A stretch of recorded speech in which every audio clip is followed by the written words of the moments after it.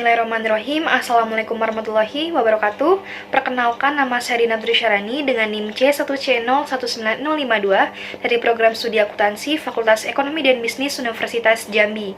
Di sini saya akan menjelaskan materi yang telah diberikan oleh Bapak Wirmi Eka Putra SE MSI selaku dosen mata kuliah akuntansi syariah dengan judul materi Islam dan Syariah Islam.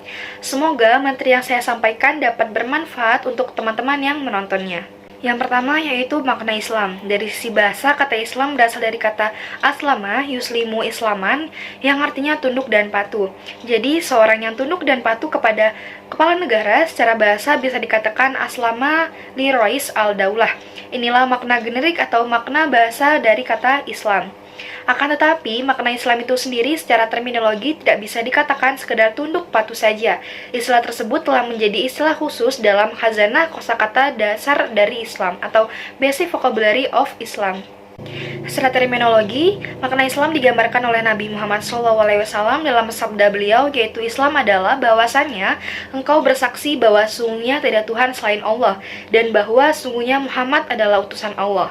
Engkau menegakkan sholat, menunaikan zakat, melaksanakan Ramadan, dan menunaikan ibadah haji ke Baitullahnya jika engkau berkemampuan melaksanakannya. Menurut hadis riwayat Muslim. Islam adalah nama dan satu institusi agama, maka tidak bisa dikatakan bahwa setiap orang yang tunduk kepada Tuhan, apapun agamanya dan apapun Tuhannya. Jadi Islam adalah sebuah pedoman hidup dan perkehidupan yang dikeluarkan langsung oleh Allah Subhanahu wa Ta'ala sebagai pencipta, pemilik, pemelihara, dan penguasa tunggal alam semesta agar manusia tunduk, patuh, dan pasrah kepada ketentuannya untuk meraih derajat kehidupan yang lebih tinggi, yaitu kedamaian, kesejahteraan, dan keselamatan baik di dunia maupun di akhirat. Dasar-dasar ajaran Islam. Islam adalah pedoman hidup dan berkehidupan yang dikeluarkan langsung oleh pemegang otoritas tunggal, Allah Subhanahu wa Ta'ala, yang mencakup 3 aspek, yaitu akidah, syariah, dan akhlak yang tidak dapat dipisahkan antara satu dengan yang lainnya. Yang pertama ada akidah. Kedudukan akidah dalam ajaran Islam sangat penting. Islam tidak dapat ditegakkan tanpa akidah. Kata akidah berasal dari bahasa Arab akad yang berarti ikatan. Menurut ahli bahasa, akidah adalah perjanjian yang teguh dan kuat terpatri dalam hati dan tertanam di dalam lubuk hati yang paling dalam. Jadi akidah ini bagaikan ikatan perjanjian yang kokoh dan tertanam jauh di dalam lubuk hati sanubari manusia. Oleh karena itu, datang dari Sang Pencipta, pemilik, pemelihara, dan penguasa alam semesta, akidah bersifat kekal dan tidak berubah sejak manusia pertama, Nabi Adam, sampai akhir zaman selama tidak ada penyimpangan yang dibuat oleh manusia. Lalu yang kedua ada syariah. Kosakata syariah dalam bahasa Arab memiliki arti jalan yang ditempuh atau garis yang seharusnya dilalui. Dari sisi terminologi, syariah bermakna pokok-pokok aturan hukum yang digariskan oleh Allah Subhanahu wa Ta'ala untuk dipatuhi dan dilalui oleh seorang muslim dalam menjalani segala aktivitas hidupnya atau ibadah di dunia. Ketentuan syariah bersifat komprehensif dan universal.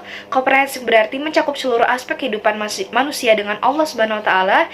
Di dalamnya meliputi ibadah madah dan ibadah muamalah. Ibadah mahdah mengatur mengenai hubungan antara manusia dengan Allah Subhanahu wa Ta'ala, sedangkan ibadah muamalah mengatur mengenai hubungan antara sama manusia serta antar manusia dengan makhluk atau ciptaan Allah Subhanahu wa Ta'ala lainnya yang termasuk alam semesta. Selanjutnya ada akhlak. Akhlak sering juga disebut sebagai ihsan dari kata Arab hasan yang berarti baik. Definisi ihsan menurut Nabi Muhammad SAW yaitu ihsan adalah engkau beribadat kepada Tuhan seolah-olah engkau melihatnya sendiri. Kalaupun engkau tidak melihatnya, maka ia melihatmu. Menurut hadis riwayat Muslim, melalui ihsan, seorang akan selalu merasa bahwa dirinya dilihat oleh Allah Subhanahu wa Ta'ala yang mengetahui, melihat, dan mendengar sekecil apapun perbuatan yang dilakukannya, walaupun dikerjakan di tempat tersembunyi.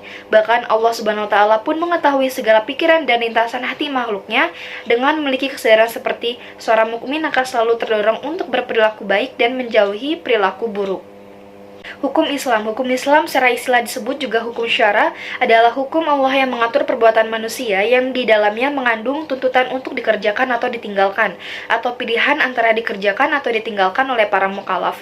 Hukum syara hanya dapat diambil dari sumber-sumber hukum Islam yaitu Al-Quran, Sunnah, Ijma, dan Qiyas. Hukum atau norma perbuatan yang tidak diambil dari sumber-sumber tadi tidak disebut sebagai hukum syara. Misalnya kaidah-kaidah atau norma, adat istiadat, undang-undang atau hukum lainnya selain Islam.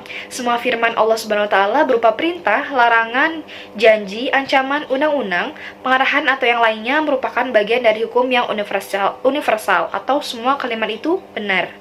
Jika dilihat dari pembagian hukum Islam memiliki beberapa bagian, yaitu ada hukumnya wajib, ada yang hukumnya sunnah, haram, makruh, dan mubah. Inti dari tujuan syariah dalam merealisasikan kemaslahatan bagi manusia dan menghilangkan kemudaratan, sedangkan mubadi atau pokok dasar yakni memperhatikan nilai-nilai dasar Islam seperti keadilan, persamaan, dan kemerdekaan. Sasaran hukum Islam. Yang pertama ada penyucian jiwa. Penyucian jiwa dimaksudkan agar manusia mampu berperan sebagai sumber kebaikan, bukan sumber keburukan bagi masyarakat dan lingkungannya. Hal ini dapat tercapai apabila manusia dapat beribadah dengan benar, yaitu dengan hanya mengabdi kepada Tuhan yang benar-benar merupakan pencipta, pemilik, pemelihara, dan penguasa alam semesta dengan cara yang benar pula, bukan kepada mengaku Tuhan. Allah SWT memerintahkan manusia yang beriman kepadanya untuk melaksanakan sholat, zakat, puasa, dan haji yang dijamin Allah akan memberikan dampak positif bagi kehidupan manusia apabila dilakukan dengan benar dan dengan niat yang benar pula. Lalu yang selanjutnya ada menegakkan keadilan dalam masyarakat. Keadilan ini di sini meliputi segala bidang aspek kehidupan manusia, termasuk keadilan dari sisi hukum, sisi ekonomi, dan sisi persaksian. Semua manusia akan dinilai dan diperlakukan Allah secara sama, tanpa melihat kepada latar belakang, strata, sosial, agama, kekayaan, keturunan, warna kulit, dan sebagainya. Sebagaimana dijelaskan dalam Quran Surah Al-Ma'idah ayat 8, yaitu keadilan adalah harapan dan fitrah semua manusia, sehingga Allah melarang manusia berlaku tidak adil. Dalam peperangan, Islam mengajarkan manusia untuk tidak boleh berbuat keji, serta harus tetap menjunjung tinggi hak asasi manusia dan akhlak mulia. Selanjutnya ada mewujudkan kemaslahatan manusia. Semua ketentuan Al-Quran dan Sunnah mempunyai manfaat yang hakiki, yaitu mewujudkan kemaslahatan manusia. Al-Quran berasal dari Allah yang sangat mengetahui tabiat dan keinginan manusia. Sementara Sunnah berasal dari Rasulullah yang mendapat bimbingan langsung dari Allah SWT, yang nilai yang terkandung dalam Al-Quran berupa perintah, larangan, anjuran, kisah nabi-nabi, kisah kaum terdahulu, dan sebagainya yang pasti memiliki manfaat baik langsung maupun tidak langsung bagi umat manusia, yang dapat mewujudkan kemaslahatan manusia di dalam Islam yang dikenal sebagai maqsadus syariah atau tujuan syariah. Dan yang terakhir ada mewujudkan kemaslahatan manusia. Dari segi bahasa, maqsaid syariah berarti maksud dan tujuan adanya hukum Islam, yaitu untuk kebaikan dan kesejahteraan atau maslahah umat manusia di dunia dan di akhirat. Untuk mencapai tujuan ini ada 5 unsur pokok yang harus dijaga, yaitu yang pertama menjaga agama atau muhafazah alad din, yang kedua menjaga jiwa atau al-muhafazah alan nafs, yang ketiga yaitu menjaga akal atau al-muhafazah al-aql, yang keempat yaitu menjaga keturunan atau al-muhafazah alan nas, yang terakhir yaitu menjaga harta atau al-muhafazah alal mal.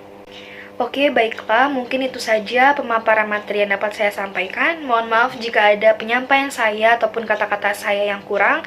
Saya akhiri, wassalamualaikum warahmatullahi wabarakatuh.